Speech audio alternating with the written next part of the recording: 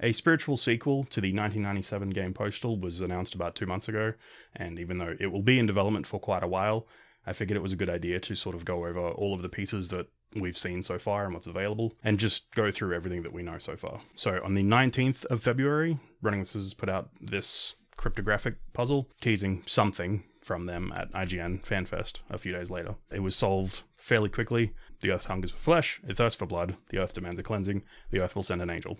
Obviously, a very clear callback to Postal 1. The top text that reads Solomon is the key might allude to the Key of Solomon, which is a medieval era text full of pentacles and has a lot of heavy necromancy vibes. According to gotquestions.org, the first section includes a variety of chants, spells, and curses to summon or restrain demons and the spirits of the dead. It also touches on other magic spells dealing with how to become invisible and how to find love. So Flesh and Wire may turn out to be the ever-elusive postal dating sim after all. There's nothing in the Key of Solomon about getting massively jacked, so the magic book is questionable at best. And then on the 24th, the day before IGN FanFest, they put out another one, which was a lot more in-depth. I didn't have any part in it, just to be clear. I'm too dumb for this. It didn't reveal a great deal of information. Again, more allusions to Postal 1 and sort of building up these two opposing characters, as it were. They sort of dark and a light side. A girl with angel wings and a guy with a deep black coat and orange hair. And these lines especially, I saw the trail of lifeless bodies, they each left tattered in their wake, they pointed guilty fingers at each other, while the earth drank up the blood the same. This makes me think that there is going to be a real component of destruction in the pursuit of justice. In the puzzle as well, there was a number of blue symbols, which spelled out cleansed, and then a series of numbers down the bottom that was solved into spelling out we are watching. But getting a little further into the nitty-gritty of the game itself, the handful of weapons that we know so far, the Stoner 63 machine gun, the Colt 1911, the SKS Type 56, maybe a PM 63, and of course a baseball bat. The barbed wire that wraps around Angel's arms seems to be another kind of weapon or like a power that will, lead to something, but again, that's all been pretty unrevealed so far. Something I'm just noticing now in the screenshot is the watch that Angel is wearing. I'm not sure if that'll play a part, or maybe it's just, character detail, but I can't imagine that including a detail like that is, especially in first person, is usually just done randomly, so maybe there is like an element of that within the game of checking the time and being in places at certain times, or how long something takes, or, how long before you lose your fucking mind or something. I don't know.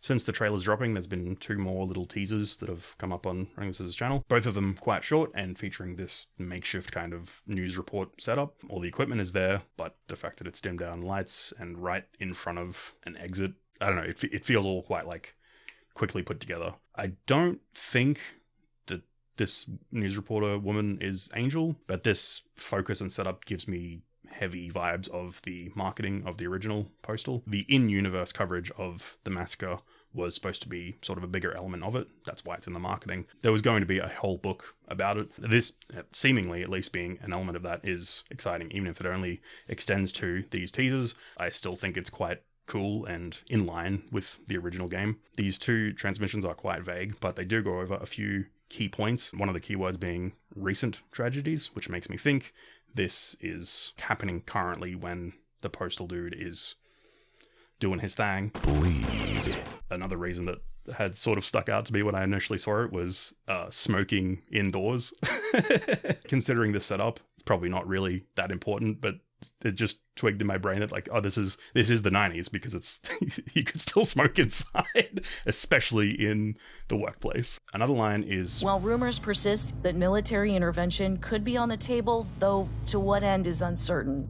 Now, in some of the screenshots that got posted later, we can see guys fighting in hazmat suits. Feels like allusions to the hate plague or that sort of germ warfare that gets mentioned in the diary entries for Postal 1. Another thing that sticks out to me, just going back to the second cryptographic puzzle, is the line, she said, everyone's dirty out here. It would seem that Postal Dude and Angel are 2 sides of the same coin. Could they actually end up being the same person? Are they having a shared delusion? Is Angel making it all up in her head? It's also vague that you can fill it in with whatever you like, and that's kind of part of the fun, at least for me at the moment.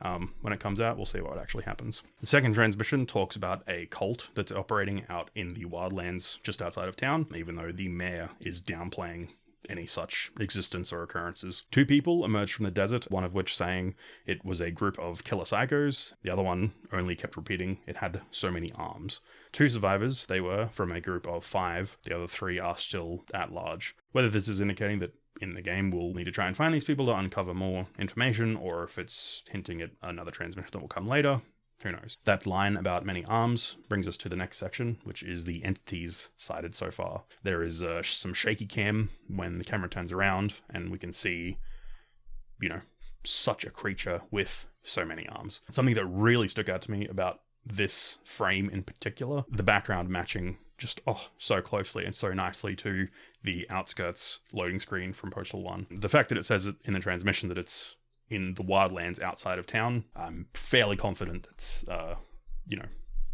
the same thing, and that rules.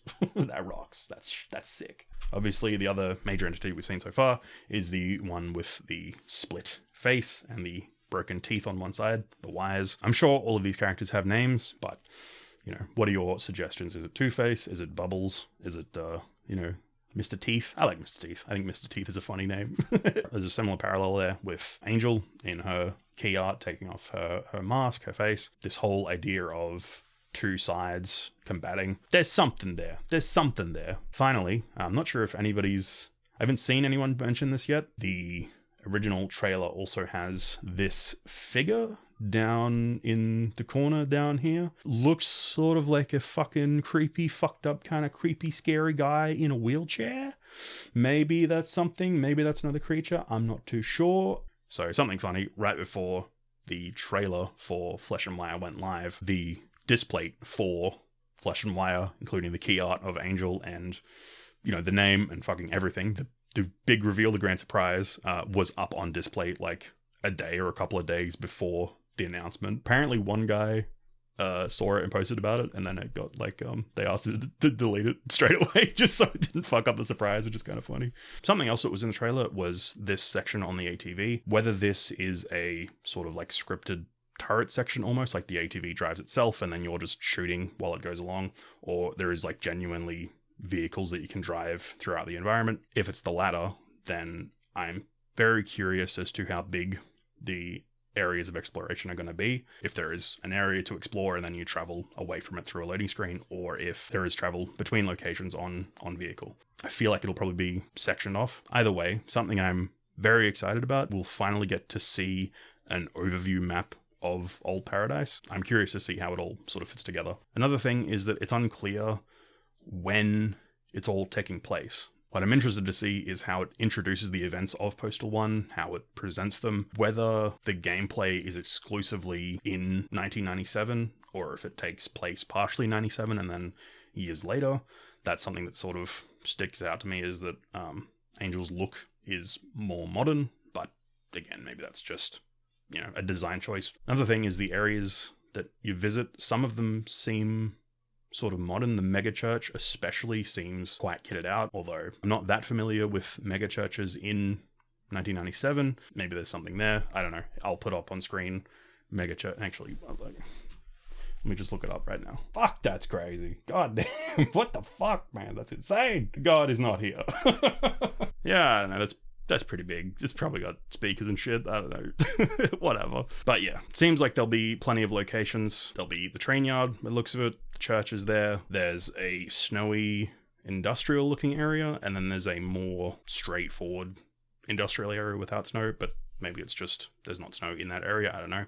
Or maybe they're in two different times. Who knows? So I thought it would also be worth mentioning here the original Flesh and Wire game from 1999. As far as I know, there's no gameplay of it, or no footage. There's a few photographs of the set that the artist Randy Briley had made, as they were going to use photographs of a set that he built as backgrounds, sort of in a similar way to the 3D backgrounds of Abe's Odyssey. So, funnily enough, Nathan Fouts, who worked on Postal 2, he has just come out with a new game, and as far as I know, it's a one-man project. It's called Chainstaff, and I've been playing it a bit recently. It's fucking awesome. Has a great soundtrack, and the art is like wet. It's really wet. It's a wet game.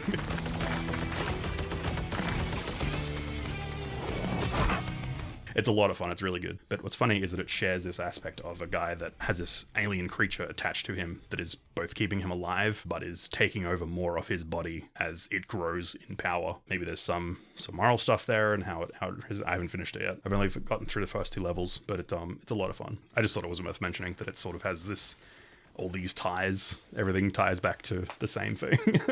Even though I don't think he was around during the time of Flesh and Wire, but maybe it was something that was kicked around behind the scenes. I don't know. Check out Chain Stuff.